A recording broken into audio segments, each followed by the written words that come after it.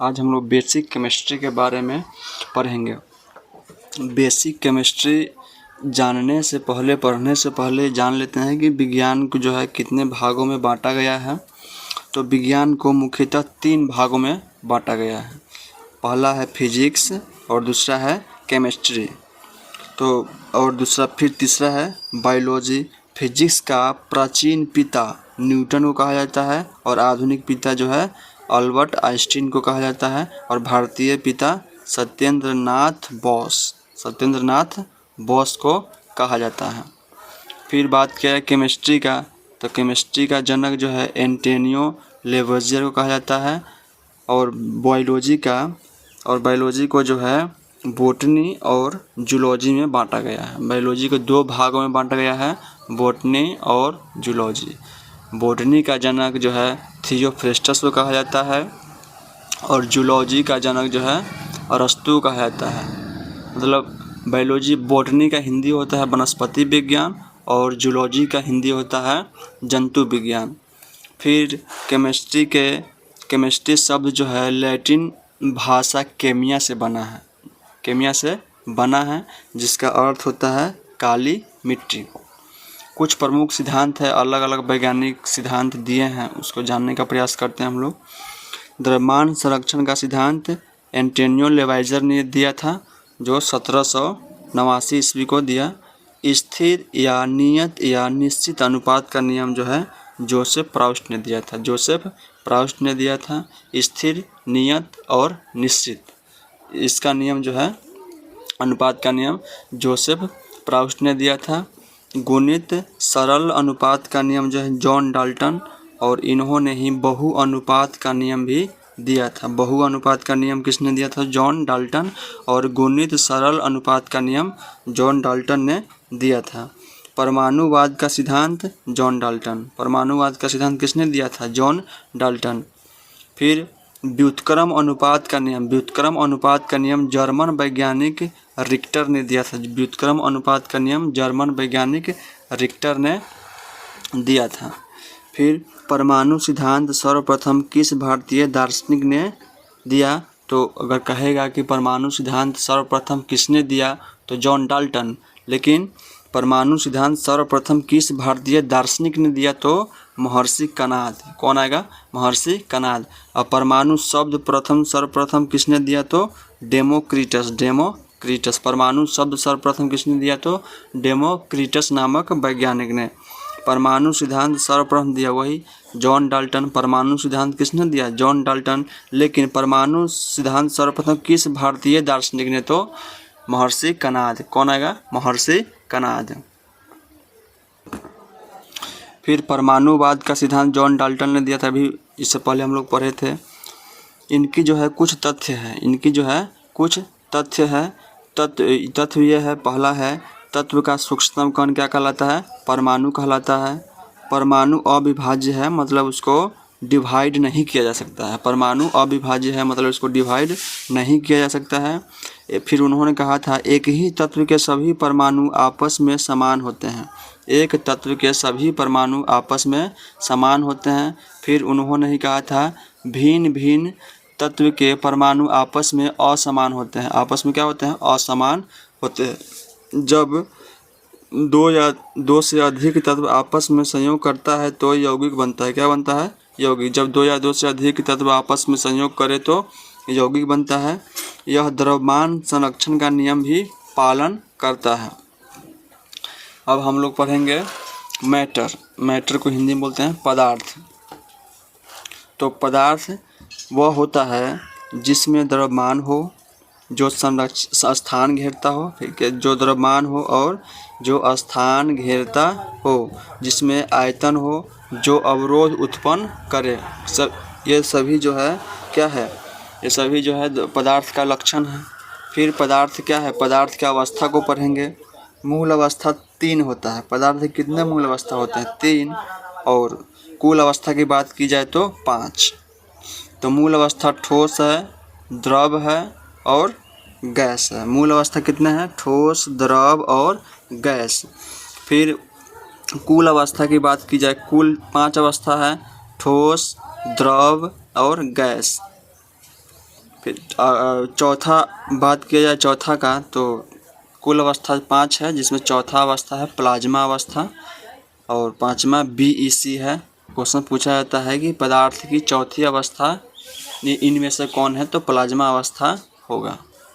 फिर पदार्थ को जो है कौन पदार्थ को गर्म करने पर क्या होती है, ये सब मैटर दिया हुआ है। तो बोस आइंस्टीन कंडेंसेट, जिसको शॉर्ट में बोलते हैं BEC, पदार्थ की 5वीं अवस्था, इससे पहले हम लोग पढ़े थे। तो बोस आइंस्टीन कंडेंसेट को गर्म करेंगे तो क्या बनेगा, ठोस। फिर ठोस को गर्म करेंगे तो क्या बनेगा, द्रव। फिर द्रव को गर्म करेंगे तो गैस। फिर गैस को गर्म करेंगे तो क्या बनेगा, प्लाज्मा। और प्लाज्मा अवस्था जो है पदार्थ की चौथी अवस्था है, इससे पहले हम लोग अभी पढ़े हैं, जिसको क्या सूर्य है, तारा है, मैग्मा है, बहुत गर्म होता है। फिर जो है प्लाज्मा अवस्था है ना, प्लाज्मा को गर्म ठंडा करेंगे। फिर प्लाज्मा को ठंडा करेंगे तो क्या बनेगा, गैस। प्लाज्मा को ठंडा करेंगे तो गैस बनेगा। फिर गैस को ठंडा करेंगे तो द्रव बनेगा। गैस को ठंडा करेंगे तो द्रव बनेगा। फिर द्रव को ठंडा करेंगे तो क्या बनेगा, ठोस। और फिर ठोस को भी ठंडा करेंगे तो बोस आइंस्टीन कंडेंसेट मतलब BEC बनेगा। तो पदार्थ की चौथी अवस्था को प्लाज्मा कहा जाता है, हम लोग अभी पढ़े हैं। पदार्थ की चौथी अवस्था को प्लाज्मा कहा जाता है। उदाहरण के लिए भी वहाँ भी बोले हैं कि सूर्य है, तारा है, प्लाज्मा अवस्था में पाया जाता है। सूर्य, तारा, मैग्मा ये सब प्लाज्मा अवस्था में पाया जाता है। पदार्थ की 5वीं अवस्था को बोस आइंस्टीन कंडेंसेट मतलब BEC, बोस आइंस्टीन कंडेंसेट मतलब BEC पदार्थ की 5वीं अवस्था है। इस अवस्था को बताने में अल्बर्ट आइंस्टीन तथा सत्येंद्रनाथ बोस का योगदान है, तभी तो उनका भी नाम है सत्येंद्रनाथ बोस आइंस्टीन कंडेंसेट। दोनों आदमी का नाम इसमें मिलता जुलता है। BEC पदार्थ की 5वीं अवस्था है। ठोस, द्रव तथा गैस की प्रमुख विशेषता, इस सभी का विशेषता हम लोग पढ़ेंगे। तो विशेषता अंतराण्विक स्थान, तो अंतराण्विक स्थान ठोस में सबसे कम होता है। अंतराण्विक स्थान ठोस में सबसे कम होता है और द्रव में मध्य में होता है, मतलब थोड़ा होता है, और गैस में सबसे अधिक होता है। अंतराण्विक स्थान अगर पूछा जाएगा कि गैस में कितना होता है तो सबसे अधिक। फिर अंतराण्विक बल, अंतराण्विक बल सबसे ज़्यादा किस में होता है, तो ठोस में। ठोस में सबसे ज़्यादा और द्रव में, मध्य में और गैस में सबसे कम। अंतराण्विक स्थान सबसे अधिक होगा गैस में और अंतराण्विक स्थान बल जो है सबसे कम होगा गैस में, और ठोस में अंतराण्विक स्थान कम होगा और अंतराण्विक स्थान ठोस में अंतराण्विक बल सबसे ज़्यादा होगा ठोस में। घनत्व की बात की जाए तो घनत्व जो है ठोस में सबसे ज़्यादा होता है, द्रव में मध्य में होता है और सबसे कम होता है गैस में। फिर क्वथनांक, क्वथनांक सबसे ज़्यादा कहाँ होता है, ठोस में। ठोस में सबसे ज़्यादा क्वथनांक होता है और द्रव में, मध्य में, और सबसे कम क्वथनांक गैस में होता है। फिर गलनांक, गलनांक देखिए सबसे ज़्यादा ठोस में, फिर द्रव में, मध्य में और सबसे कम गैस में। विसरण, विसरण मतलब बहना। विसरण की गुण जो है ठोस में पाया ही नहीं जाता है और गुण पाया जाता है थोड़ा मोड़ा किस में, द्रव में। गुण पाया जाता है, थोड़ा मोड़ा नहीं पाया जाता है, और इसमें भी पाया जाता है। ससंजक बल, ससंजक बल सबसे अधिक किस में होता है, ठोस में, और सबसे कम गैस में। आयतन इसका निश्चित होता है, ठोस का आयतन क्या होता है, निश्चित होता है, और इस द्रव का भी आयतन निश्चित होता है, और गैस का आयतन जो है अनिश्चित होता है। ठोस का आयतन निश्चित होता है और द्रव का भी आयतन निश्चित होता है और गैस का आयतन अनिश्चित होता है। ठोस का आकृति, आकृति की बात की जाए तो ठोस का निश्चित, द्रव का अनिश्चित और इसका भी अनिश्चित, गैस का भी अनिश्चित होगा। संपीड्य या असंपीड्य, तो संपीडन जो है ठोस जो है असंपीडन है और गैस जो है संपीड्य है, मतलब ये संपीड्य है। नोट, यहाँ नोट दिया गया है। द्रव का आयतन निश्चित होता है परंतु आकृति क्या होता है, अनिश्चित हो। द्रव का आयतन तो निश्चित होता है लेकिन आकृति जो है उसका अनिश्चित होता है। गैस का आयतन एवं आकृति दोनों अनिश्चित होता है। गैस का आयतन एवं आकृति दोनों अनिश्चित होता है। ठोस का आयतन एवं आकृति दोनों निश्चित होता है।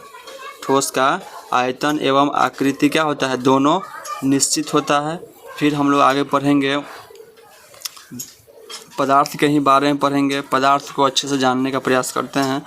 पदार्थ को दो भागों में बांटा गया है, शुद्ध पदार्थ और अशुद्ध पदार्थ। पदार्थ को कितने भागों में बांटा गया है, शुद्ध पदार्थ और अशुद्ध पदार्थ। शुद्ध पदार्थ को भी दो भागों में बांटा गया है, तत्व और यौगिक। शुद्ध पदार्थ को दो भाग में, तत्व और यौगिक। तत्व को पहचानने का तरीका क्या है, सिंगल परमाणु होना चाहिए, सिंगल परमाणु होना चाहिए। लेकिन यौगिक मतलब कंपाउंड, पहचान का तरीका क्या है, अणुसूत्र, मतलब उसका सूत्र होना चाहिए। यौगिक को पहचानने के लिए क्या होना चाहिए, सूत्र होना चाहिए। और तत्व को पहचानने के लिए सिंगल परमाणु होना चाहिए। फिर इधर है अशुद्ध पदार्थ। जैसे हम लोग पदार्थ को दो भाग में बांटे थे, तो एक शुद्ध था और एक अशुद्ध था। तो अशुद्ध पदार्थ को मिश्रण भी कहा जाता है। क्या कहता है, मिश्रण। अशुद्ध पदार्थ को मिश्रण कहा जाता है। तो पहचानने का तरीका क्या है, दो या दो से अधिक अगर उसमें कुछ मिलाया जाए तो मिश्रण बन जाएगा। और मिश्रण को भी दो भागों में बांटा गया है, समांगी मिश्रण और विसमांगी मिश्रण।